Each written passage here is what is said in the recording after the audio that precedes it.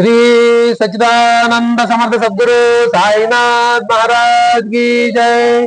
गुरु मध्ये स्थितं विश्वं विश्वमध्ये स्थितो गुरु। गुरुर्विश्वं न चान्योस्ति तस्मै श्री गुरवे नमः। तस्मै श्री गुरवे नमः।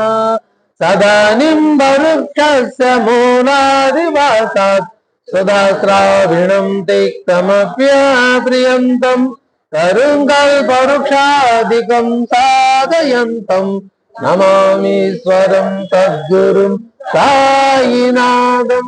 नमामीश्वरं सद्गुरुं साईनाथं। नमामीश्वरं सद्गुरुं साईनाथं। బాబా గారి అనుగ్రహంతో, బాబా గారి ప్రేరణతో శ్రీమతి చింతగారి గృహంలో ఏర్పాటు చేసుకున్న నెలవారీ సత్సంగానికి చేసిన సాయిపాదులు నేను మనందరి తరపున బాబా గారి దివ్య పాత్రలో సాష్టాంగ నమస్కారం చేస్తున్నాం. అలాగే తమ నామస్మరణ, తమ చరిత్ర శ్రవణం, మననం, ఇతిహాసం చేసే మహర్భాగ్యాన్ని మనందరికీ అనుగ్రహించిన సమర్థ సద్గురు సాయినాథుని దివ్య చరణాలు సాష్టాంగ నమస్కారం చేస్తూ నాధ్యాత్మ గురుగారి పాదపద్మాలు నమస్కారం చెల్లిస్తున్నాను. ఈ సాయంత్రం తమ స్మరణ చేస్తున్న భాగ్యాన్ని మనందరికీ అనుగ్రహించిన సమర్థ సద్గురు బాబా గారి దివ్య పాదపద్మాలకు కృతజ్ఞతలు తెలుపుకుంటూ నాధ్యాత్మ గురు గారి పాదపద్మాలకు నమస్కారం చెల్లిస్తున్నాను.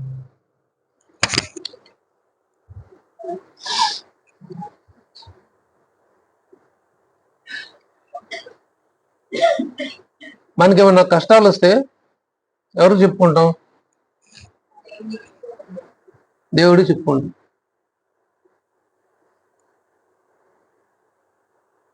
ఇంకెవరు చెప్తాం?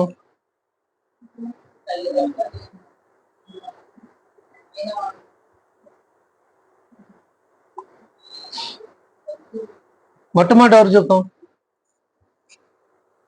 ఏదైనా ఇబ్బంది వచ్చింది, ఆపద వచ్చింది, కష్టం వచ్చింది, అనారోగ్యం వచ్చింది, లేదా మోసపోయాము, ఏదైనా కావచ్చు, ఎవరు చెప్తాం ముందుగా? తల్లి తండ్రికి. ఆ తర్వాత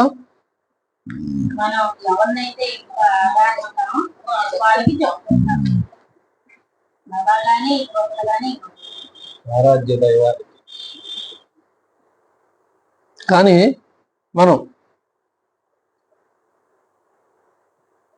దేవుడి కంటే ముందు మనం మన దగ్గర ఉన్న వాళ్ళకో, లేకపోతే మనతో సన్నిహితంగా ఉండే వాళ్ళకో, అదే తల్లిదండ్రులు, కుటుంబ సభ్యులు చెప్పుకుంటాం కదా. కానీ శ్యామ బాబా గారికి చెప్పుకున్నాడు, మొరపెట్టుకున్నాడు. Wonderful character. అదే వాళ్ళకి మనకు తేడా. మా కష్టాలు మీకు కాకపోతే ఇంకెవరు చెప్పుకుంటాం, మీరు కాకపోతే ఎవరు తీరుస్తారు? అద్భుతమైన ఓవి 34 అధ్యాయాలు. బాబాజీకి భార్యకి గ్రంథి జ్వరం వచ్చినప్పుడు ఏమన్నా ఔషధం ఇస్తాడేమో అని వాళ్ళ అన్నయ్య శ్యామ దగ్గరికి వస్తాడు. ఆ ఊరు నుంచి. ఏ ఊరు అది? సావుల్ బిహీర్. సావుల్ బిహీర్ నుంచి షిరిడి వచ్చాడు. అన్నయ్య, ఇట్లా నా భార్యకి జ్వరం ఉంది, గ్రంథి జ్వరం వచ్చింది, చాలా ఇబ్బంది పరిస్థితులు ఉంది, నువ్వేమైనా ఔషధం ఇస్తే నేను ఆవిడికి ఇస్తాను. ఇక్కడ క్లారిటీ గమనించాలి. బాబాజీ శ్యామాని ఎందుకు అడిగాడు? కొద్ది గొప్ప ఆయుర్వేద వైద్యం తెలిసిన వాడు శ్యామ.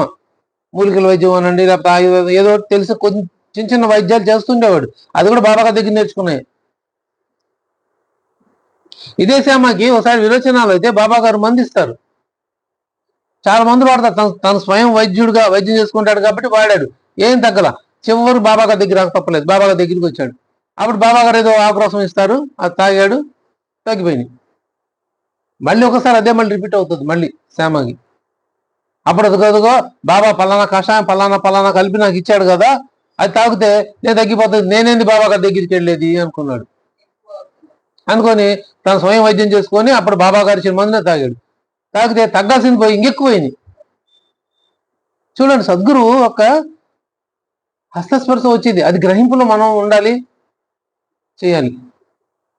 ఎక్కువైంది. అప్పుడు మళ్ళీ పరుగుతున్న బాబా దగ్గరికి వెళ్తాడు. ఏం బాబా ఇట్లా ఉంది, ఏంద్రా ఇది బాబా. మరి అప్పుడు వేసుకున్నావుగా, తగ్గలేదా? తగ్గలేదు బాబా, ఎక్కువైనాయి అంటే అప్పుడు మళ్ళీ బాబా గారు మళ్ళీ మందిస్తే తగ్గుతుంది. ఇప్పుడు ఇక్కడ ఏ ప్రభావం పనిచేసింది? మందు ప్రభావం బాబా గారి హస్తస్పర్శతో ఇచ్చినదా? అది అది అది ఇంపార్టెంట్ ఇక్కడ. బాబా గారు ఇచ్చింది అది. ఏదైనా సరే వారి హస్తస్పర్శ వచ్చింది కాబట్టి అది తగ్గినాయి, పనిచేసింది. బూటి కూడా ఒకసారి ఇలా జరిగింది.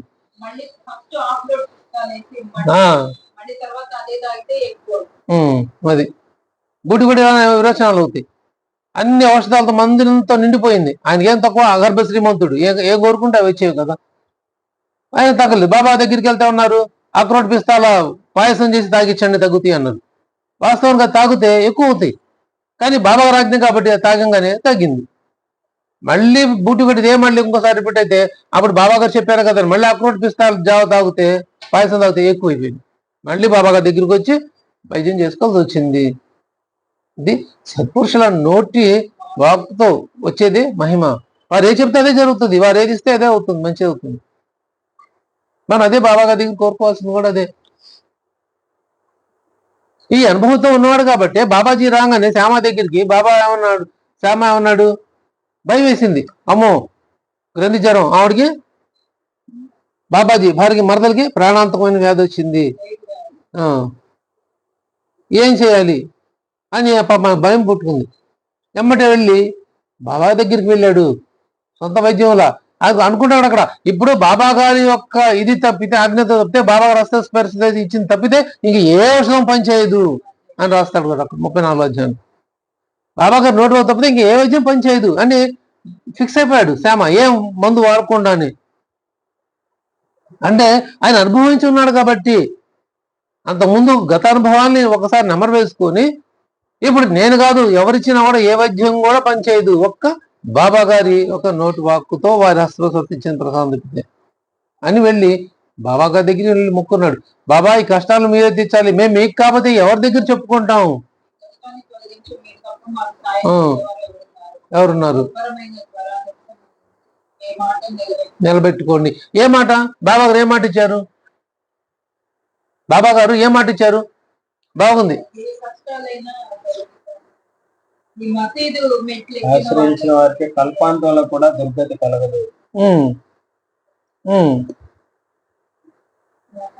ఆశ్రయించిన వారికి, ఆశ్రయిస్తే, ఆశ్రయించకపోతే కలదు. ఆశ్రయిస్తేనే, నేను వస్తేనే నాకు ఫలితం వస్తుంది, నేను రాకపోతే రాదు. ఇక్కడే ఉన్నారు, మీ మాట నిలబెట్టుకోండి. దానికి 13వ అధ్యాయం పోవాలి. మళ్ళీ 13వ అధ్యాయం వెళ్తే భీమాజీ పాటల విషయంలో ఎవరు ఏది అడిగినా ఇస్తానని వారు ప్రతిజ్ఞ పోయి ఉన్నారు.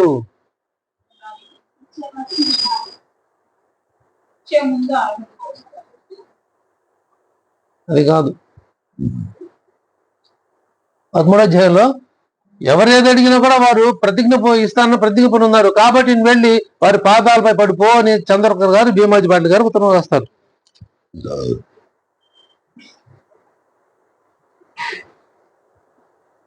అది మాట ఒకటి ఉంటే ప్రతిజ్ఞ పొందారు, నేను ఏది అడిగినా ఇస్తానని. ఓవి నెంబర్ చెప్పాలా?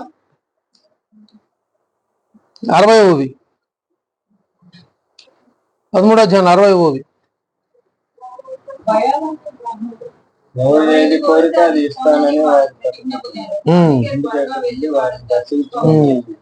అది ఈ కష్టాన్ని తొలగించండి, మీరు తప్ప మా సాయం చేసి ఎవరున్నారు? దుర్భరమైన జ్వరాన్ని ఉపశమించేసే మీ మాటను ఉపశమింపజేసి మీ మాటను నిలబెట్టుకోండి. కష్టాన్ని తొలగించే వాళ్ళు ఒక భగవంతుడే. ఆయన తప్పితే మనకి ఎవరు సాయం చేయరు. మనుషులు చెప్తారు, మీకు ఆ సాయం చేస్తాను, మీకు ఈ సాయం చేస్తాను, అది అన్నో చెప్తారు. కానీ ఆ సమయం వచ్చినప్పుడు ఏమవుతుందంటే వాళ్ళు జారిపోతారు. కుదరలేదనో, కాలేదనో, అవ్వలేదనో, మర్చిపోయామనో ఏదేదో చెప్తారు, ఏదో విషయాలు చెప్తారు. కానీ భగవంతుడు అది చెప్పడు. అందుకే మనకి ఏ కష్టం వచ్చినా ముందు భగవంతుడే విన్నవించుకోవాలి. మనుషులు చెప్తే మనుషులు ఏం చేయరు. ఏం చేయగలవాడు భగవంతుడు. మన భగవంతుడు బాబా గారు కాబట్టి బాబా గారికే వినిపించుకుంటున్నాం. అదే అక్కడ శ్యామ చేసింది కూడా అదే. ఇప్పుడు ఏ అవసరాలు పనిచేయాలని తెలుసు, మరి ఏం పని చేస్తుంది? అదిగో బాబా గారు మాట మాత్రమే అదే ఔషధం, అది మాత్రమే పనిచేస్తుంది, ఇంకేమి ఇచ్చేదని దృఢ విశ్వాసం, దృఢ నిశ్చయం చేసుకుని ఉన్నాడు శ్యామ. కాబట్టి ఎమ్మటే బాబాజీని తీసుకొని బాబా గారి దగ్గరికి వెళ్ళాడు. బాబా మీ తప్పితే మాకు సాయం చేసి ఎవరున్నారు అని. ఇదే విశ్వాసంతో మళ్ళీ 22 అధ్యాయంలో ఆ మిరికరికి పాము దగ్గర వచ్చినప్పుడు బాబా ఇలాంటి అవతారం తెచ్చి అవంతరం తెచ్చిపెట్టావేమిటి అని ఎమ్మటే మళ్ళీ బాబా గారిని ప్రార్థించాడు. అందరు పోయారు, కర్రలు అవి తీసుకురావడం పోయారు పాము కొడదామని. కానీ శ్యామ మాత్రమే బాబా గారిని ప్రార్థించాడు. బాబా లేదంటే లేనిపోయి ఇలాంటి అవంతరాలు తెచ్చిపెట్టావేంటి, దీని నుంచి మమ్మల్ని బయటపడి కాపాడని. అది విశ్వాసం. మనం కోరుకోవాల్సింది అదే. మన డాక్టర్లను, వైద్యులను, వాళ్ళను వీళ్ళను తెలిసిన వాళ్ళం కాదు. ఒక్క భగవంతుడిని మనం పట్టుకుంటే, సద్గురువుని మనం ఆరాధిస్తే, ఆయన్ని మనం దృఢమైన విశ్వాసంతో మనం పట్టుకుంటే అప్పుడే మన బాధ్యతని ఆయన తీసుకుంటారు. ఎప్పుడు అది ఆయన మాత్రమే నమ్మి మన భారాన్ని ఆయన పడేసినప్పుడు. మీ భారాన్ని పడేయండి మోస్తాను అంటున్నాను, పడైపోతే మోయటానట్లా పడేయాలి, నేను ఆధారపడితేనే ఆయన మోసేది. మన భారం అన్ని పడేయము, లేకపోతే బాబా గారు విశ్వసించు, బాబా గారు నమ్మకం ఉండదు. కానీ బాబా గారు మాత్రం చాలా మంది నిందిస్తుంటాం. బాబా గారు మాకు వచ్చేయలేదు, బాబా గారు మాకు ఇచ్చేయలేదు, బాబా గారు మాకు అది ఇవ్వలేదు, బాబా గారు మాకు ఇవ్వలేదు. నువ్వేమి ఇచ్చావా బాబా గారికి? ఆన్సర్ ఉండదు. మేము రోజు గురువారం కొబ్బరికాయ కొడుతున్నాం, రోజువారం పూలమాలేసి దండం పెట్టుకుంటున్నాం. గురువారాల భక్తులు అవసరం లేదు బాబా గారికి. ఇంకెవరికైనా కావాలేమో తెలియదు, కానీ బాబా గారికి గురువారం భక్తులతో పనే లేదు. ఒకవేళ గురువారం మాత్రమే బాబా గారి భక్తులు అనుకుంటే నేను నిజమైన బాబా గారి భక్తుడిని కాదు. ఒక గురువారమే నేను బాబా గారి గుడికి వెళ్తా, ఒక గురువారం బాబా గారి ప్రసాదం వండి పెడతా, ఒక గురువారం బాబా దీపారాధన చేస్తా, ఒక గురువారమే ఉపవాసం ఉంటా, అయితే ఒక గురువారమే బాబా గారి పేరు మీద అన్నదానం చేస్తా. నేను నిజమైన భక్తుడిని కానే కాదు. నేను గురువారం భక్తులుగా మిగిలిపోతా చివరిదాకా. ఇంకంతే.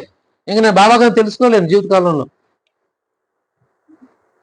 నేను చెప్పుకుంటా, నేను గురువారమే బాబా గారికి వదిలేశాను, ఉపవాసం ఉంటున్నాను. బాబా గారు వాళ్ళమన్నాడా నేను ఉపవాసం ఉండమని? చెప్పాడా? ఉపవాస తప్పవాసాలు వారికి అయిష్టం. ఉపవాస పని లేదు. మరి ఏం కావాలి? నీ మనసు నాకు ఇవ్వు, ఇది బాబా గారు అడిగింది, నువ్వు దాన్ని అర్పించు. ఉపవాసం అంటే దాన్ని స్మరణతో దగ్గరకు ఉండటం, అది ఆయన చెప్పింది. కడుపు మార్చుకొని ఉండమని కానే కాదు, కడుపు మార్చుకొని కాదు ఉండమని లేదు భగవంతుడు. ఎప్పుడు ఏ భగవంతుడు చెప్పలేదు, బాబా గారు కాదు, ఏ పురాణాల ఇతిహాసాల్లో కూడా ఎక్కడా లేదు. ఉపవాసం అంటే నేను దేవుడి కోసం వదిలేశాను, దేవుడి స్మరణ కోసం వదిలేశాను, దేవుడి ధ్యాస ఉంటా అని చెప్పి నేను తినకుండా దేవుడి మీద నెపంతో మనం కడుపు మార్చుకుని ఉంటే దానంత మహాపాపం ఇంకోటి లేదు. మహాపాపం అంతకంటే వేరే ఏం లేదు. నేను రాముడికి వదిలేశాను, శివుడికి వదిలేశాను, సోమవారం వాళ్ళకి వదిలేను, శనివారం వెంకటేశ్వర స్వామికి వదిలేని కానే కాదు. ఆ దేవుడికి చెప్పలా, అంతకంటే పాపం ఇంకోటి లేదు. దేవుడి పేరు చెప్పుకొని మనం ఆత్మకు శోభ పెడుతున్నాం, తప్పదు, మహాపాపం అది. నేను భగవంతునికి ఇచ్చింది ఎందుకు జీవితం? మరి నేను బతుకున్నాను, నా జీవుడు శరీరం ఉన్నాడు అంటేనే దాని అర్థం నాకు రుణం ఉందేనే. నేను తినడం కోసం భగవంతుడు నన్ను పుట్టించాడు, అది తినాలి కాబట్టి డబ్బులు కావాలి, డబ్బులు కంటే కష్టపడి పని చేయాలి, ఇంతే. అన్ని లింక్ ఒకటి దానికోటి. అల్టిమేట్గా ఎటు నుంచి ఎటు తిరిగి వచ్చినా కూడా అది ఒక భోజన పదార్థం కోసమే, ఆ జాయింట్ పట్టు కోసం మనం కష్టపడేది. అటువంటి జాయింట్ పట్టు మనం ఆ లోపల ఉన్న భగవంతునికి శోభ పెట్టడం అనేది మహాపాపాల్లో పాపం. అది నేర్చుకోవాలి అందరూ, మనం తెలుసుకోవాల్సిన విషయం అది. ఏం ప్రయోజనం సాధిస్తాం? పనులేం కావు, అనుకుంటాం అంతే. జీవితకాలం మేము ఉంటాము, లేక మాకు అది ఇస్తే మేము ఉంటాం, లేదా ఇది ఇస్తే ఉంటాం, అది బాగుంటుంది, ఇవన్నీ మనం మూఢనమ్మకాలతో అనుకునే మాటలు మాత్రమే. అవి ఏమి బాబా గారికి ఇష్టం లేదు. అందుకనే బాబా గారి దగ్గర 3 రోజులు ఉపవాసం ఉండాలి. అమ్మాయి వస్తే రాధాబాయి దేశ్ముఖ్ ఏం చెప్పారు బాబా గారు? అమ్మా ఎందుకు ఉపవాసం ఉండే, అనవసరం నీ ప్రాణానికి ముప్పు తెచ్చుకుంటావు అన్నారు. నా గురువు నాకు ఏం చెప్పలేదు, నేను నీకేం చెప్తాను, నువ్వు నన్ను చూస్తుంటే నేను చూస్తుంటాను, బస్ ఇంత అయిపోయింది పో అన్నారు. అంతే. ఆ బుద్ధిమంతురాలు కాబట్టి, బాబా గారి కంటే కూడా వయసులో బుద్ధిమంతురాలు కాబట్టి బాబా గారి మాట విశ్వసించి ఆవిడ బాబా గారిని వేడుకొని బాబా దర్శనం చేసుకుని వెళ్ళింది. ఉపాసన వదిలేసింది, ఇంకా ఉపాసన లేదు. ఆ దాదాకేల్కర్ ఇంటికి వచ్చిన ఆ అమ్మాయి ఉపాసం ఉండాలని వచ్చింది, మంత్రం తీసుకోవాలి, తను కూడా ఉపాసం ఉండాలి బాబా గారి దగ్గర అని వచ్చింది. కాబట్టి బాబా గారు చెప్పారు, తన ఉపాసాన్ని విరింపజేశారు. ఉపాసాలు మనకి పనికిరావు, నా బిడ్డలను ఉపాసం ఉంచుతానా, నేను ఎలా ఉంచుతాను? అసలు వండర్ఫుల్ మూవీలు బాబా గారు ముక్త వచ్చినవి. నా బిడ్డని ఉపాసం ఉంచుతానా? ఉంచడు ఆయన. మరి ఎందుకుంటున్నావు? అజ్ఞానంతో ఉన్నాం మనం అంతే.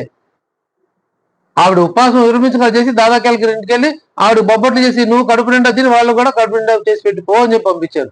ఆవిడ బాబాగారు మాట అక్షరాల పాటించింది, అందుకే ఉద్ధరించారు. సద్గురు మాటని ఎవరైతే అనుసరిస్తారో ఆచరిస్తారో వాళ్ళు మాత్రం నిజమైన బాబాగారు భక్తులు. బాబాగారు చెప్పినవి వచనాలు ఏవైతే మనం భుజానికి ఎత్తుకొని మనం మనసు పట్టుకుంటామో అప్పుడే మనం బాబాగారిని అనుసరించిన వాళ్ళతో బాబాగారు భక్తులు అనిపించుకోవడానికి ఒక మార్గం ఏర్పడుతుంది మనకు అంతే. కానీ బాబా చెప్పిన దాన్ని విరుద్ధంగా ప్రవర్తిస్తానంటే మనం బాబాగారు భక్తులు ఎప్పటికీ గదుగు ప్రసాదం భక్తులు గాను గురువారం భక్తులు గాను ఇంకోటి మిగిలిపోతాం అంతే. అసలు ఏ దేవుడు చెప్పలేదు, ఎక్కడా లేదు. కానీ మనం ఆచరించవలసింది అనుసరించడం ఒక బాబా గారు ఏం చెప్పారు దాన్ని మనం పట్టుకొని ముందుకు వెళ్ళాలి, అనుసరించాలి, అనుకరించకూడదు, అనుసరించాలి. అప్పుడే మనం బాబాగారు భక్తులు అవుతాం. మనకి కష్టం వచ్చింది ఎమ్మటి ఎవరు రావాలి, బాబాగారు గుర్తు రావాలి. మన ఇబ్బంది వచ్చింది ఎవరు వస్తారు, బాబా అదుగు నువ్వు తప్పితే మాకు ఎవరు చేస్తారు. ఆ విశ్వాసం చూడండి సమాధి. బాబా మీరు తప్పితే మమ్మల్ని ఎవరు కాపాడతారు, ఎవరు చేస్తారు, మీ కాబట్టి మేము ఎవరు చెప్పుకుంటాం. ఇప్పుడు పిల్లలు ఉంటారు, తల్లిదండ్రులు కాబట్టి ఎవరు చెప్పుకుంటారు, వచ్చి ఇంటికి రాగానే అమ్మ మా టీచర్ తిట్టింది, మా టీచర్ కొట్టింది, లేకపోతే నాకు ఎన్ని మార్కులు వచ్చి నాకు ఇన్ని మార్కులు వచ్చింది, నా పక్క పిల్లడు గిల్లాడు, నా పక్క ఇదేదో కంప్లైంట్స్ చెప్తుంటాం కదా రాగానే. నేను బోల్డ్ కంప్లైంట్స్ చెప్పేవాడిని మేము చదువుకునేటప్పుడు. సత్య హై స్కూల్లో నేను చదివేటప్పుడు రేపల్లో పిల్లలు కొట్టేవాళ్ళు నన్ను. ఆమె నేర్చుకుంటావు నేనేమో ఎత్తి తిరిగి కొట్టలేను, వాళ్ళు నన్ను కొట్టేవాళ్ళు. వచ్చి మా అమ్మ నాన్న చెప్పుకుని నేర్చేవాడిని. అయితే మా నాన్నగారు తీసుకెళ్లి ప్రిన్సిపాల్ దగ్గర తీసుకెళ్లి ఇట్లా పలానా పిల్లలు కొట్టారని చెప్పేవాళ్ళు. వాళ్ళ పిలిపించి ఏంద్ర అంటే మందరికి పంపించేవాళ్ళు, మళ్ళీ మామూలే.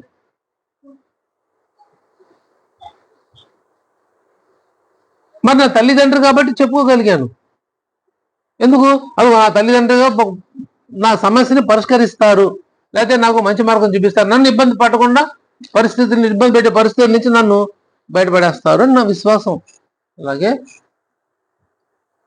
మనం బాబాగారి పట్ల విశ్వాసం పెట్టాలి. ఆయన తప్పితే మనం రక్షించేవారు ఎవరూ లేరు, ఆయన తప్పితే మనం కరుణించేవారు ఎవరూ లేరు. ఆ విశ్వాసాన్ని మనం దృఢంగా పెట్టుకోవాలి. అందుకని మీ మాటను నిలబెట్టుకోండి. ఎందుకు అన్నాడు, అదిగో ఎవరైతే కోరితే అది ఇస్తాను ప్రతిజ్ఞ పొంది ఉన్నారయ్యా, కాబట్టి నీకు ఆరోగ్యం కావాలయ్యా ఇటు వెళ్ళి ఇస్తారు, అనారోగ్యంగా ఉన్నావు ఆరోగ్యం కావాలి అదిగో వెళ్ళి పట్టుకోపో ఇస్తాడు ఆయన. అందుకే కదా అదే చెప్పింది చంద్రకర్ గారు ఎందుకు పంపించారు భీమాజీ పాటిల్ని, ఆయన అనారోగ్యంగా ఉన్నాడు కాబట్టి వెళ్ళి బాబాగా పాదాలు పడిపో, ఆయన నిన్ను ఆరోగ్యవంతుడు చేస్తారు. ఎవరైతే అడిగితే ఇస్తున్నారు, నువ్వు ఆరోగ్యాన్ని అడుగుతున్నావు, డబ్బుతో నీ పని లేదు, ఆరోగ్యాన్ని అడుగుతున్నావు కదా, వెళ్ళు ఆరోగ్యాన్ని ఇస్తారు. ప్రతిజ్ఞ పూనారు. అందుకే ఆ ప్రతిజ్ఞకి ఇంకా దానికి ఏముండదు, ఇంకా దాన్ని ఏమంటారు కాకపోవడం అనేది ఉండదు.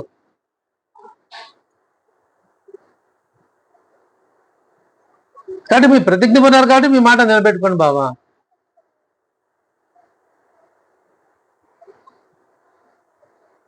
ప్రాణభిక్ష పెట్టారు భీమాజీ పాటిల్కి. అదే ఈ అమ్మాయి కూడా ప్రాణభిక్ష పెట్టడం జరిగింది బాబా గారు. ఇక్కడ బాబాజీ ప్రార్థించలా, ఎవరు ప్రార్థించారు, శ్యామ ప్రార్థించాడు బాబా గారిని.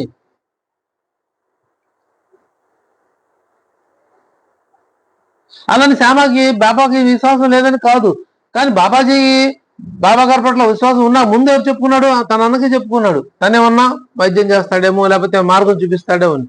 ఈయన అనుకున్నాడు ఇక దీనికి వైద్యం లేదు తెలుసు, ఇది సామాన్యమైనది కాదు, వైద్యం చేయగలిగేది కాదు, ఇది బాబా గారు తప్పితే ఇంకెవ్వరూ రక్షించలేరు, ఈ సమస్య పరిష్కరించలేరు అని చెప్పి వెళ్ళి బాబా దగ్గరికి వెళ్ళాడు.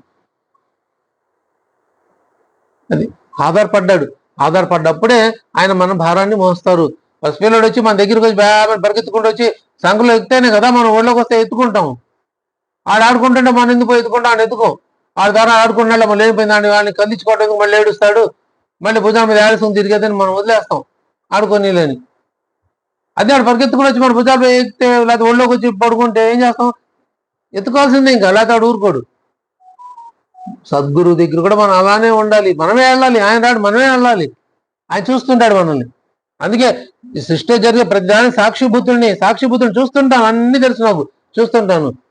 మరి ఎప్పుడు ఫలితం ఇస్తారు, ఎప్పుడు ఆయన పలకరిస్తాడు, లేదా ఎప్పుడు మనకి ఆయన ఇది దొరుకుతుంది, రక్షణ దొరుకుతుంది, మనం ఆశ్రయిస్తేనే. నా వారై ఉంటే మళ్ళీ కండిషన్ మళ్ళీ పెట్టారు, మీరు నా వారై ఉంటే మీ సకల కార్యాలు నేనే నిర్వహిస్తాను, మీ యోగక్షేమాలన్నీ నేను చూసుకుంటాను పొమ్మన్నారు. ఆయన వారం అయినప్పుడే. మరి మనం ఆయన వారం ఎప్పుడు అవుతున్నాం? అయ్యామా? అయ్యే ప్రయత్నం చేస్తున్నామా? ఇది మనం అందరం ప్రశ్నించుకోవాల్సిన సమాధానం, ప్రశ్న అది. మనం ఆయన వారు ఎప్పుడవుతాము? మన పూర్తి విశ్వాసాన్ని ఆయన మీద పెట్టినప్పుడు, ఆయన పాదాల దగ్గర పెట్టినప్పుడు, నాకు మీరు తప్పితే ఇంకెవ్వరు లేరు బాబా అని ఆధారపడ్డప్పుడు.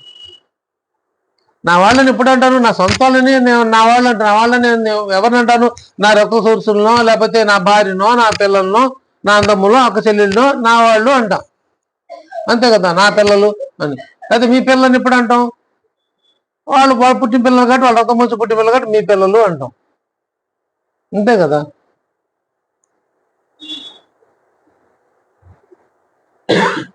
అంటే వాళ్ళు నాతో సంబంధం కలిగి ఉన్నారు, నాతో రక్త సంబంధం కలిగి ఉన్నారు కాబట్టి నా వారు అయ్యారు. అలాగే మనం బాబా గారు సంబంధం కలిగి ఉన్నప్పుడే మనం ఆయన వారు అవుతాం. ఈ సంబంధం మనది ఇలా మన లౌకిక సంబంధాలు లాగా ఉండకూడదు. మళ్ళీ అది కోపం వస్తే వదిలేయటం, కోపం రాకపోతే వెళ్ళటం, ఇంకోళ్ళు ఏదో చెప్పారని బాబా గారు పక్కన పెట్టి మళ్ళీ ఇంకో వైపు వెళ్ళిపోవటం. ఇలా చేస్తే మనం ఆయన వారం కావు. ఆయన వారం అయితే వదలం. నేను ఆ వాళ్ళని వదిలేయమంటే వదిలేస్తానా? వాళ్ళు నేను నా వారం చెప్పుకున్నా, నా భార్య నా పిల్లలను, మీరు వాళ్ళు వదిలేసిన వేరే రూట్కి వచ్చేయండి అంటే వెళ్తాను. వెళ్తే నా వాళ్ళు కాదన్నాడు కదా అర్థం. ఏదో ప్రలోభాలకు లోబడిపోయో, లేదో ఏదో కోరికలకి నేను ఆకర్షితున్న మోహంలో పడిపోయి వెళ్ళిపోయాను అనుకోండి, అప్పుడు ఎవరు వీళ్ళు నా వాళ్ళు కాదని చెప్పగానే చెప్తున్నాను. మరి నా వాళ్ళు కానప్పుడు నేను పోతే వాళ్ళు మాత్రం నన్ను ఎందుకు పట్టించుకుంటారు? అంటే గురువు దగ్గర కూడా, సద్గురు దగ్గర కూడా మనం ఎప్పుడు ఆయన వదిలి పక్కకి వెళ్ళకూడదు. ఆయన దగ్గర ఏ పడి ఉండాలి. ఆయన మనల్ని ఎప్పుడు కింద పడేరు, మనల్ని పైకి ఎత్తాలని చూస్తారు బాబా గారు. మనం బాగుంటే సంతోషపడతారు చూసి, మనం నవ్వుతారు, మనం బాధపడితే ఆయన కూడా బాధపడతారు. ఆయన అడిగింది మనల్ని ఖర్చు లేని పని ఒకటే, శ్రద్ధ, విశ్వాసం, భక్తి, ప్రేమలు, ఇవే అడిగింది, ఇంకేం లేదు. శ్రద్ధ సభ్యులతో ఉండండి, మీ భక్తి ప్రేమలు నాకు అర్పించండి, బస్ అయిపోయింది. ఇంతే ఆయన అడిగింది. అవే మనం ఇవ్వలేకపోతున్నాం. ఆయన మనం కేటాయించేది ఒక సమయం మాత్రమే, ఇంకేమి ఇవ్వలేం బాబా గారికి. మనం 100 రకాలు 1000 రకాలు ఖరీదు ప్రసాదాలు పెట్టినా మనమే తింటాం. బాబా అయిపోయింది, నివేది ఇచ్చేసాం, అయిపోయింది, మళ్ళీ మనమే తింటాం, అందరం పంచుకుని తింటాం. మనం ఉన్న బాబా గారికి అర్పించామనుకుని తింటాం. మరి బాబా గారు మనం అట్లా ఎప్పుడు మన కల్లా బాబా గారు ఎప్పుడు చూసుకుంటాం మనం ఆయన్ని? మనం ఆయనకి ఏమి ఇస్తున్నాం అంటే సమయం మాత్రం ఇవ్వగలం, అది తప్పితే ఇంకేమి ఇవ్వలేం బాబా గారు మనం. అందుకే భీమాజ్ పార్టీలు బాబా మీ చేసిన యొక్క రుణానికి నేను ఏమిచ్చి రుణం తీర్చుకోగలుగుతాను? ఉపకారానికి, మీరు చేసిన ఉపకారానికి నేను ఏమిచ్చి రుణం తీర్చుకోగలను? కేవలం మీ పాదాలని శరణం వేయడం తప్పితే, సాష్ట నమస్కారం తప్పితే ఇంక నేనేమి ఇవ్వలేనయ్యా అన్నాడు. అద్భుతమైన అది భావం. ఏమిచ్చి సద్గురు మనం వాళ్ళం చేసుకుంటాం? లేకపోతే సద్గురుకి మన ఇచ్చేంతటి వాడమా? కాదు కదా. అంతకుముందు ఒక ఆవిడ ఉండేవారు, వీళ్ళు కూడా బిచ్చం పెట్టేవాళ్ళు కాదంట, దక్షిణ కూడా ఇచ్చేవాళ్ళు కదా, ఎవరికి ఏమి ఇచ్చేవాళ్ళు కదా ఆవిడ. ఒకసారి నేను అడిగా, ఎందుకమ్మా అంత బిచ్చం కొడతాను ఏంటంటే, అయ్యా దేవుడు మనకిస్తుంటే దేవుడు మన ఇచ్చేంతటి వాళ్ళు, ఆయన మనకిస్తున్నప్పుడు మళ్ళీ తిరిగి ఆయనకి ఏమి ఇస్తాము అందాము. లోభ ప్రవర్తన. అంత సృష్టి అంతా దేవుడే ఇచ్చేదంతా, తిండి బట్ట అంత మనం చేసే ప్రతి భగవత్ ప్రసాదమే. మనం మంచిగా తాగామా, కాఫీ తాగామా, టీ తాగామా, దేవుడి ప్రసాదమే అది. భగవంతుడు మనకి ఎక్కడి నుంచి వచ్చింది? నాకు ఇష్టం లేనప్పుడు ఏం చేస్తా అంటే మళ్ళీ దేవుడి మీదే నెట్టేస్తా. దేవుడిని ఇచ్చేదంతటి వాడిన అంత కెపాసిటీ నాకు ఉందా? ఏమన్నీ తప్పించుకున్న మాటలు తప్పితే ఉపయోగం కాదు. భీమాజీ పట్ల ఆల్రెడీ డబ్బున్నవాడే, మరి ఎందుకు ఇవ్వలేకపోయాడు? నేర్చి మీరు రుణం తెచ్చుకోగలుగుతాను బాబా మీరు చేసిన ఉపకారానికి. బాబా గారు ఏం ఉపకారం చేశారు భీమాజీ పట్ల గారికి? శరీరం తగ్గించి ఆరోగ్యంతో చేశారు. అంటే ఏం జరిగింది అక్కడ? ప్రాణభిక్ష పెట్టారు. ప్రాణభిక్ష పెట్టడం జరిగింది బాబా గారు. కానీ మీరు నా ప్రాణదానం చేశారు బాబా, నేను ఏమిస్తే మీ రుణం తీరుతుంది. ఇప్పుడు మనం సహాయం చేశారనుకోండి, కొన్ని సందర్భం మనం కూడా చెప్పుకుంటూ ఉంటాం, మీరు చాలా సహాయం చేశారు, మీకు ఏమిస్తే మా రుణం తీరుతుందండి అని. అంటే ఇక్కడ బాబా గారితో ఏదో రుణం ఉందనో లేకపోతే రుణం పెట్టుకున్నాడనో బాబా గారు తగ్గించలేదు. గత జన్మలో బాబా గారు రుణాబంధం కారణంగానే బాబా గారి దగ్గర రావడం జరిగింది చివరి క్షణాల్లో, వాస్తవం. కానీ బాబా గారు మరి ఆయన ప్రాణభిక్ష ఎందుకు పెట్టారు? ఆయన విశ్వాసాన్ని పెట్టాడు. నన్ను మీరు తప్పితే రక్షించాడు ఎవరు లేరు బాబా అని శరణాగతి కోరాడు. సర్వస్వ శరణాగతి చెందాడు బాబా గారి దగ్గర. మీకు తప్పితే ఎవరు రక్షించాలి, ఎవరు సాయినాథ మీ పాదాలు పట్టుకున్నాను, జీవుని రక్షించండి, కాపాడండి అని ప్రార్థించాడు బాబా గారిని. ప్రార్థించబట్టే ఏమైంది, అది ప్రార్థిస్తేనే సాయినాథ్ దయగలిగింది. దయగలిగింది కాబట్టి రక్షించే ప్రాణభిక్ష పెట్టారు. బుద్ధిమంతులు కాపాడబడి కూర్చో అని చెప్పి ఆయనకి ప్రాణభిక్ష పెట్టి పంపించారు. ఆయన పొందిన మహోపకారానికి బాబా గారికి 2 పాదాలకు దండం పెడతాం, శాస్త్రనమస్కారం చేస్తాం. తప్పితే ఇంకా నేను ఏమి ఇచ్చుకోలేను బాబా మీకు అని చెప్పి ప్రార్థించుకున్నాడు. మనం ఇవ్వగలిగితే, మన బాబా గారు నిజంగా మనం రుణం తీసుకోగలిగితే, నిజంగా బాబా గారి దగ్గర మనం ఫలితాన్ని పొంది ఉంటే, వాస్తవంగా నిజంగా మన బాబా గారు ఏమైనా చేయాలనుకుంటే, బాబా గారు ఇవ్వదలుచుకుంటుంటే మనం ఏం చేయగల, కేవలం బాబా గారి గురించి 10 మంది చెప్పడమే. బాబా గారు చెప్పినవి 10 మంది మనం తెలియచెప్పడం, అంతే. అదే బాబా గారి సేవ. ఇదిగోండి మేము బాబా గారు నమ్ముకున్నాం, బాబా గారు ప్రార్థించదు, మేము షిరిడి వెళ్ళాం, మాకు ఇలా ఫలితం కలిగింది, మీరు ఇలా చేయండి మీకు ఫలితం కలుగుతుంది, అంతే. అదే భగవంతుడి సేవ. బాబా గారు కోరుతుంది అదే. ఆయన గురించి 10 మంది మనం తెలియచెప్పడమే. చాలా మంది ఉంటారు అజ్ఞానులు, తెలీదు. సత్సంగం అంటే ఏంటో కూడా తెలియని వాళ్ళు చాలా మంది ఉన్నారు. అంటే ఏంటండి, ఏం చేస్తారని అంటారు. మళ్ళీ రోజు గుళ్ళకి వెళ్తారు, బాబా గారు గుళ్ళకి కూడా వెళ్తారు. ఆ ప్రసాద మొత్తం ఆ పల్లకి భక్తులు కానీ మిగిలిపోతున్నారు. తప్పితే నిజంగా బాబా గారిని తెలుసుకోవాలనే ఆలోచన కానీ ఎవరికి లేదు. ఆ గుడి వాళ్ళు కూడా ఏం చేస్తారంటే వాళ్ళకి డబ్బులు ఇన్కమ్ కావాలి, వాళ్ళ లక్ష్యం అదే, మనసు రావాలి. కాబట్టి వాళ్ళు వచ్చే ఆ భక్తుల మనోభావాలు అనుగుణంగా వాళ్ళు వెళ్తారు. వేడుకలు కానీ వెళ్తారు, వాళ్ళు వేడుకలు చేస్తారు. సత్సంగాలు ఒక్కరు కూడా ఎంకరేజ్ చేయలేదు. 3 గుళ్ళు చేస్తే 3 ఎంకరేజ్ చేయలేదు. వారం చెప్పేవాడిని, ఏదో ముక్త నేను బాధపడతాను నా ముందు చెప్పేవాళ్ళు, తర్వాత కామ్ అయిపోయేవాళ్ళు. మరి వాళ్ళు వస్తేనే పూజలు చేస్తే వాళ్ళ చటాలు ప్లేట్లు అంటే నిండుతాయి. వచ్చి కూర్చుంటే ఏమవుతుంది, ఏమి లేదు. వాళ్ళు డిస్కరేజ్ చేసేవాళ్ళు. డిస్కరేజ్ చేయడం కూడా కాదు, చెప్పేవాళ్ళు కాదు, చెప్పమన్నా చెప్పేవాళ్ళు కాదు. ఏమన్నా ముక్త ఇంకా 1-4 సార్లు చెప్తే సరే పలానా టైంలో పలానా ఉంది అని చెప్పేవాళ్ళు, ఇంకా అంతే. ఒక గుళ్ళతో అసలు అది కూడా చెప్పేవాళ్ళు కాదు. ఏదో ఖండతోష పోవడం రావడం అయిపోయి వెళ్తూ ఉండేది. కొంతమంది కూర్చోండి అయ్యా మీరు అంటే కూడా ఒక నిమిషం కూర్చునే వాళ్ళు, ఎప్పుడు వెళ్ళిపోయేవాళ్ళు లేచి చూస్తే ఎవరు ఉండాలి కదా, చివరి బాబా గారు నేనే ఉండేవాళ్ళు, అంతే. మరి వాళ్ళు ఎందుకు ఎంకరేజ్ చేయరు? మరి వస్తారు, చాలా మంది వస్తారంటారు, మన 100 మందికి 200 మంది భోజనాలు పెడతామంటారు, అసలు గొళ్ళు నిండిపోయినాయి అంటారు. ఎందుకు వస్తున్నారు? మరి వేడుక కోసం వస్తున్నారు. వేడుక చూడటం, అదే వాళ్ళు ఏదో పెడుతున్నారో చూస్తున్నారు, దానికోసం వచ్చేవాళ్ళు, తప్పితే స్వార్థంతో. అందుకే తమకు లాభం ఉన్న చోట నిర్లక్ష్యంగా ఉండేవారు అరుగు. ఆ దీక్షిత్ గారు అప్పుడు చెప్తారు, 23వ అధ్యాయంలో, తమకు లాభం కలిగే చోట నిర్లక్ష్యంగా ఉండేవారు అరుగు.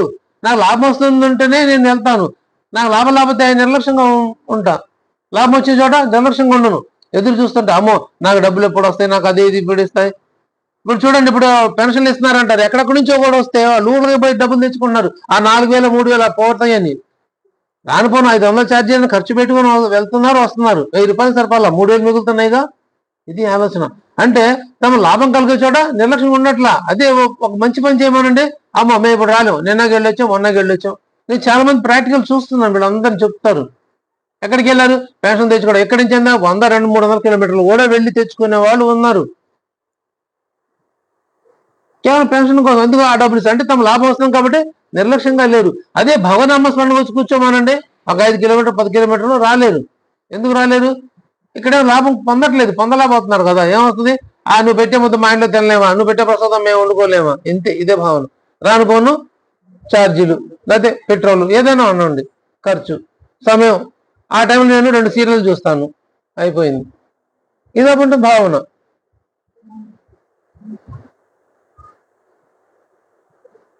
కొన్ని గుళ్ళల్లో కూడా చూస్తాం. ఇప్పుడు మా గుడి ఒకటి ఉంది, అక్కడికి సత్సంగం రమ్మంటారు, గుళ్ళకి మాత్రం డే నైట్ వెళ్ళి అక్కడ పని చేస్తూ ఉంటారు. ఎందుకు? మొత్తం కొంత మిగిలిన వాళ్ళు తెచ్చుకోవచ్చు ఇళ్ళకి. సత్సంగాలు ఏమిస్తారు, ఏమి ఇవ్వరు కదా. అక్కడైతే మొత్తం వాళ్ళు తెచ్చుకోవచ్చు. ఇదే లాభం, వాళ్ళ లాభం ఉంది కాబట్టి అక్కడ నిర్లక్ష్యం ఉన్నట్ల. వాళ్ళు పొద్దున్న సాయంత్రం దా పనులన్నీ మానుకుని కూడా ఉంటారు. చాలాసార్లు అడిగాను కూడా. ఇలా ఉంటది. అదే భక్తి అనుకుంటే కానే కాదు, అది భక్తే కానే కాదు. నిజమైన భక్తుడు ఎప్పుడు నిస్వార్థంగా ఉంటాడు. నిజమైన భక్తుడు ఎప్పుడు నిస్వార్థ సేవం చేస్తాడు. నిజమైన భక్తుడు ఎప్పుడు నిస్వార్థ ప్రార్థన చేస్తాడు. వాడే నిజమైన భక్తుడు. ఆ భగవన్నామ స్మరణలోనే ఉంటాడు. స్వార్థం ఉండదు. అవి మిగిలిపోతే ఇంటికి తీసుకెళ్ళిపోతాం ఇంట్లో వాళ్ళకి ఈ భావన మనసులో ఉండదు. ఎటువంటి భావం లేని వాడు మాత్రమే నిజమైన నిస్వార్థంగా భక్తుడు. అలాంటి వాళ్ళు కావాలి బాబా గారికి. మనలాంటి వాళ్ళు ఎందుకు? అందుకే శ్యామ, మా శ్యామ అన్నారు బాబా గారిని. బాబా గారికి ఎవరు అలా శ్యామ ఎవరి దగ్గర సేవ ఆశించాడు కదా. పెద్దవాళ్ళు కూడా వచ్చాడు బాబా గారి దగ్గరికి. అందరినీ శ్యామని ప్రజెంట్ చేయాలి బాబా గారి ముందు. వీళ్ళు వచ్చి ముందు చెప్పుకునేవాళ్ళు, శ్యామ అదిగోయా నా పరిస్థితి ఇది, నా ఇబ్బందులు ఇవి, మీరు బాబా గారు చెప్పండి అంటే వాళ్ళకంటే ముందు పోయి బాబా అదిగో వీళ్ళు వచ్చారు, పలానా ఊరి నుంచి వచ్చారు, పలానా చెట్టు వచ్చారు, వాళ్ళని నువ్వు చేసి పంపించు అని. వాళ్ళకి ఏం కావాలో వాళ్ళకి ఇవ్వు అని చెప్పి బాబా గారు ముందు ఈయన స్టోరీ చెప్పేవాడు బాబా గారికి. చేతి బాబా గారు కూర్చోబెట్టి బాబా గారు చేతి వచ్చిందో ఆయన చెప్పి పంపించేవాళ్ళు. ఆ చెప్పేది జరిగేది. వాళ్ళు కృతజ్ఞతగా శ్యామగా నింపుతాను ఏం తీసుకున్నాడు కాదు, అసలు ఏం పుచ్చుకున్నాడు కదా, నిస్వార్థం. అందుకే శ్యామ నిష్కామ. అందుకనే శ్యామ నిష్కామక సేవ చేశాడు కాబట్టి శ్యామ కొడుకుని దీక్షిత్ గారు వాళ్ళ అబ్బాయితో సమానంగా చదివించారు ఉన్నత చదువులు. పైసా తీసుకోకుండా, పైసా ఖర్చు లేకుండా. అయ్యో నా సాటి భక్తుడు, నా సాటి బాబా గారు ఆశ్రయించున్నాడు, బాబా సేవలో ఉన్నాడు అని దీక్షిత్ గారు శ్యామ గారు అబ్బాయిని వాళ్ళ అబ్బాయితో సమానంగా చదివించారు. ఎవరు చదివిస్తారు? ఆ రోజుల్లో చాలా డబ్బులు అయినాయి. సమానం దీనిలో పెట్టుకున్నాడు, వాళ్ళ ఇంట్లో పెట్టుకోను, లేకపోతే వాళ్ళ పిల్లవాళ్ళలాగా చూసుకున్నారు దీక్షిత్ గారు. అర్హత ఏంటి? అంతే. శ్యామ ఇప్పుడు బాబా గారి సేవలో ఉన్నాడు కాబట్టి బాధ్యత నేను తీసుకోవాలి. శ్యామకి ఎక్కడి నుంచి వస్తుంది కాబట్టి నేను తీసుకోవాలి. సాటి భక్తులు తీసుకున్నాడు. ఇదే ఒక్కడ బాబా గారి దగ్గర మాత్రం ఎక్కడా కనిపించదు. ఛాలెంజ్ చేస్తాను నేను. ఇలాంటి ప్రేమమయం పూర్తి వాతావరణం ఒక బాబా గారి దగ్గర ఎక్కడా కనిపించదు, ఎక్కడా రాదు. వాస్తవం. ఒక బాబా గారిని ఆశ్రయించిన వాళ్ళు మాత్రమే మరొక బాబా గారు ఆశ్రయించిన వాళ్ళని లిఫ్ట్ ఇద్దాం, పైకి తీసుకొద్దాం, వాళ్ళకి సహాయం చేద్దాం అనే ఆలోచన ఒక్క బాబా గారి దగ్గర మాత్రమే ఉంటుంది. ఏ దేవుడి దగ్గర ఉండదు. ఎందుకు దోచేసుకుందామా, వాడు వస్తే పైకి వస్తే స్వార్థపూరితమైన వాతావరణం ఉంటుంది కానీ ఆలోచన ఉంటాయి. కానీ ఒక్క బాబా గారి దగ్గర మాత్రం ఉన్న ప్రతి ఒక్కరు నిష్కామంగానే ఉంటారు, నిస్వార్థంగానే ఉంటారు. ఇంకెవరో ఒకరిద్దరు ఉంటారేమో, అది మనకు తెలియదు. కానీ 99 మంది మాత్రం నిస్వార్థంగా ఉంటారు. ఒక్కరు కూడా ఉండరు, 100 మంది ఉంటారు నిస్వార్థం. సహాయం చేద్దాం, హెల్ప్ చేద్దాం, అయ్యో వాళ్ళు ఇబ్బందులు ఉన్నారు వాళ్ళ పై చేద్దాం. ఇదే మంచి సద్భావపూర్ణ వాతావరణంలో ఉంటుంది బాబా గారి దగ్గర. ఇంకెక్కడా కనిపించదు. అలాంటి భక్తులు ఏంటంటే ఇప్పుడే అంతే. హేమంత్ పంత్ గారు రిటైర్ వచ్చిన తర్వాత హేమంత్ పంత్ ప్రార్థించలేదు బాబా గారిని ఇంక ఉద్యోగం కావాలని. మరి ఎవరు ప్రార్థించారు? హేమంత్ పంత్ గారు తప్పన బాబా గారిని? అన్నా చించిని గారు ప్రార్థించాడు. బాబా ఇతనికి సంసారం పెద్దది, ఇతనికి ఏదో ఒక ఉద్యోగం ఇచ్చి మళ్ళీ అతను స్థిరపరచండి అని అన్నా చించిని ప్రార్థిస్తాడు బాబా గారిని. ప్రార్థిస్తే హేమంత్ పంత్ గారు కూడా వింటారు. విని తన మనసులో కూడా ఆ భావం ఉంది కాబట్టి ఏం మాట్లాడలేదు, వెళ్ళకుండా ఉన్నారు. నాకు అదే కావాలనిపించింది అని ఆయన కూడా అన్నారు.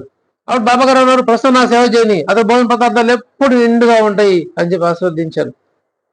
సేవ ఏ సేవ చేయమన్నారు హేమంత్ పంత్ గారిని బాబా గారు?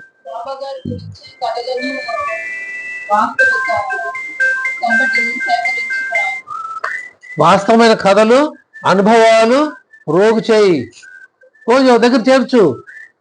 నా చరిత్ర నేనే రాసుకుంటాను. ఇది బాబా కోరుకున్న సేవ. మరి సేవ మనం చేస్తున్నామా? అంతే. బాబా గారికి సేవ మనం చేస్తున్నామా? బాబా గారి గురించి మనం 10 మంది తెలియపరుస్తున్నామా? నన్ను పొందిన అనుభవాలు, నేను బాబా గారి దగ్గర పొందిన ఫలితాన్ని నేను మరొకరితో పంచుకుంటున్నానా?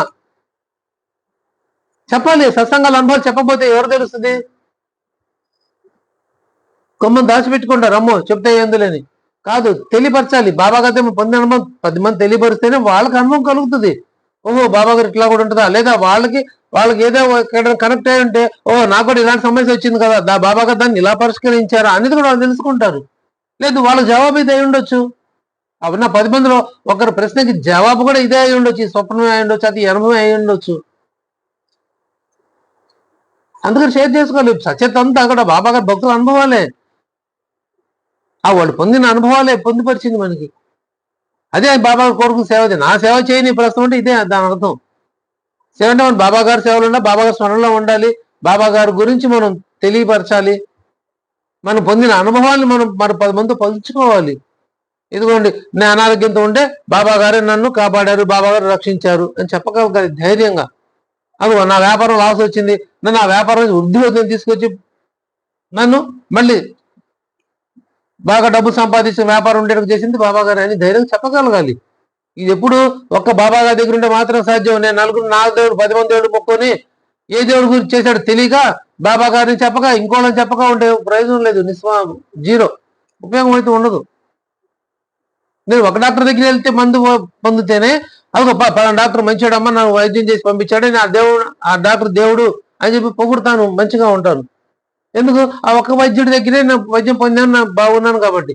అదే నలుగురు వైద్యుల దగ్గరికి పోయి నలుగురిని మాత్రం వేసుకుంటూ ఏ తగ్గిందో చెప్పంటే నేనేం చెప్తాను? నలుగురు దగ్గర మందులు పాడా, ఇప్పుడు ఏ మందు పని చేసింది నాకు ఇది తెలుసుకోవాలి. ఇది తేడానే చేయాలి, ఒక్కొక్క మందు వాడుతూ పోవాలి, అప్పుడు తెలుస్తుంది నాకు. అది సాధ్యపడేది కాదు. అందుకని ఒక్క చోట నీ భారాన్ని దింపు. చూడు, అనవసరం భారం తలెత్తుకొని అటు ఇటు పెరుగుతూ ఉంటావు, దించుకొని ఒక్క చోట నీ భారాన్ని దించు అన్నారు. ఆ భారం అంటే ఇదే. ఒక్క దేవిది ఒక్క రూపం దగ్గర నేను ఆరాధించినప్పుడు, నేను భారం దింపినప్పుడు మాత్రమే నాకు అనుభవాలు కలుగుతాయి. నేను 10 మంది దగ్గరికి వెళ్ళి 10 మంది మాట చెప్పి 10 దిగితే ఎక్కడ వినదు. నా విశ్వాసం కుదరదు. కొంతమంది చెప్తారు, మేము ఎక్కడికి వెళ్ళి బాబా గారిని చూస్తున్నాం, బాబా గారి స్మరణ చేస్తాం. ఇంకా బాబా గారి స్మరణ చేస్తున్నప్పుడు మరి ఇంకా ఎక్కడికో వెళ్ళాల్సిన అవసరం మనకి ఏమొచ్చింది?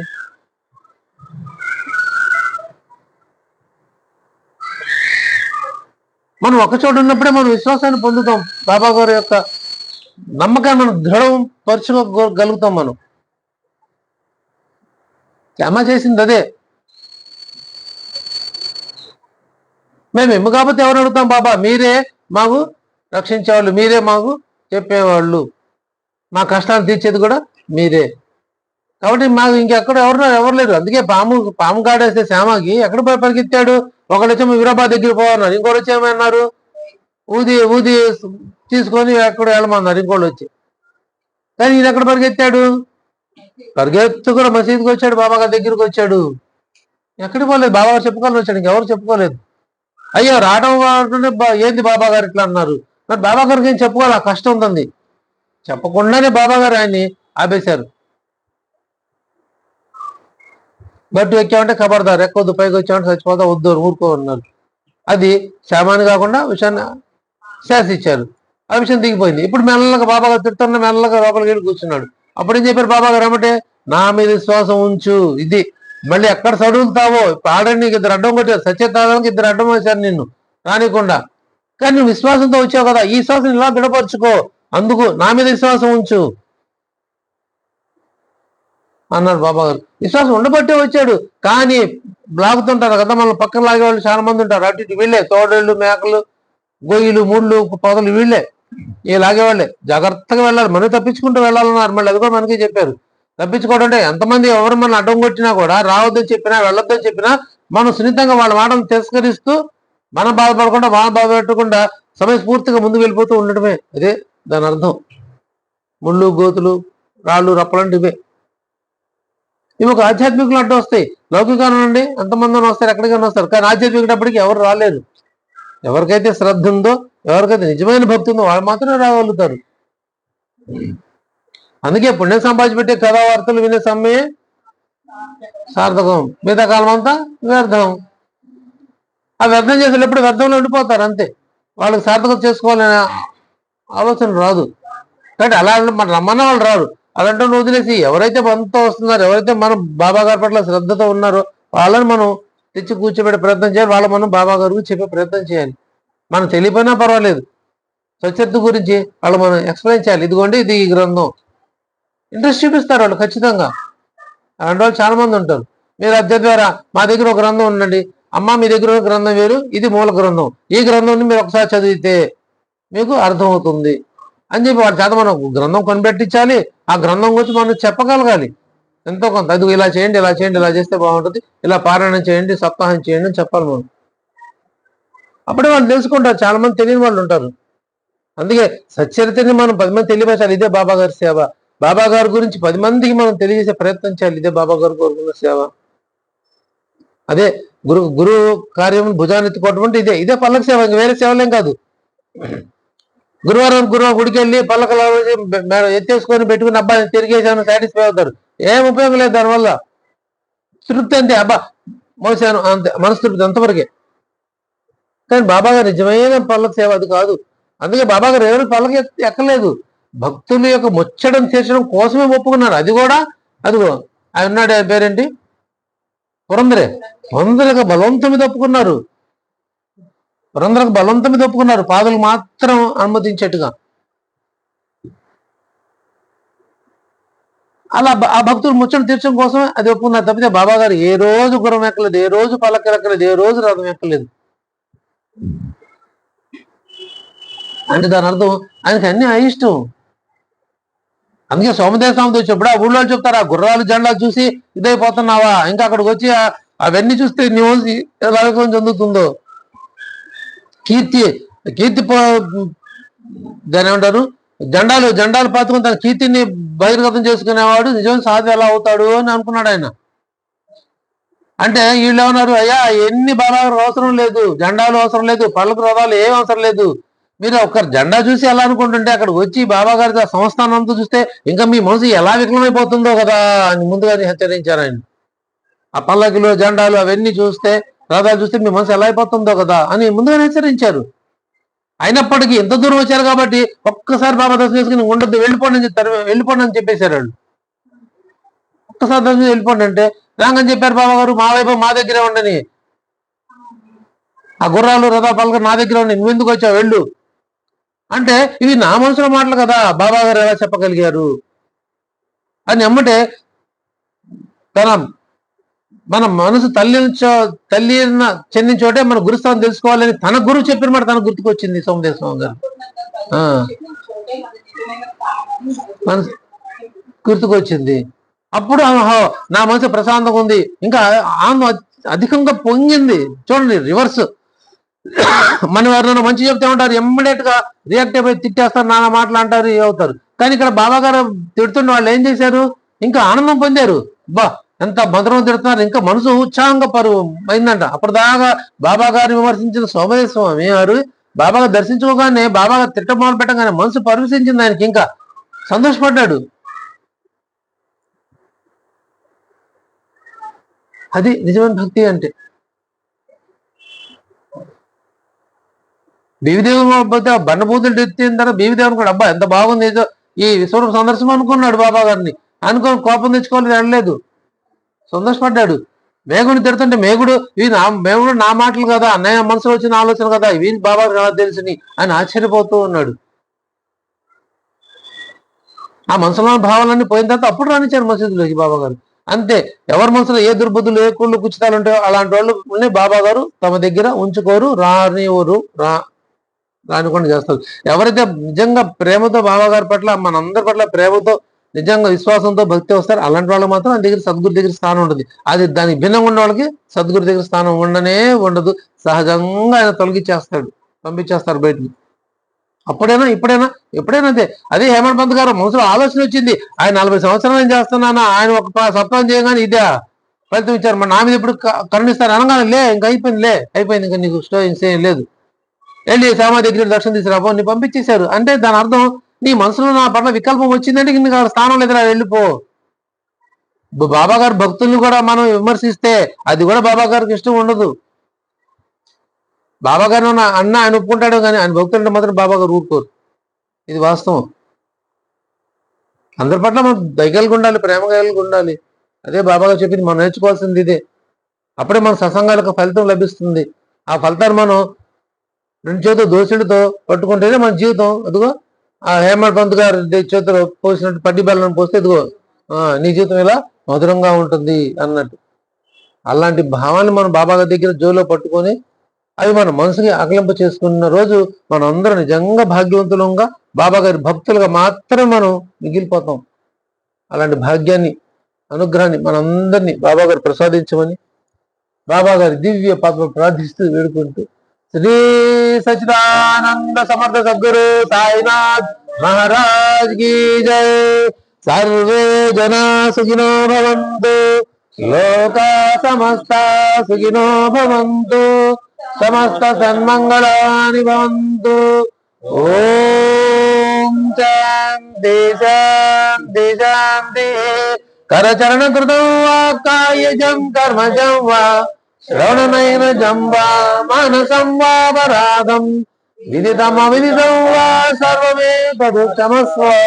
జయ జయ కరుణాబ్దే శ్రీ ప్రభో సాయినాథ. శ్రీ సచిదానంద సమర్థ సద్గురు సాయినాథ్ మహారాజ్ की जय. सर्वं श्री साईनाथ पदार्पणमस्तु. शुभम करोतु.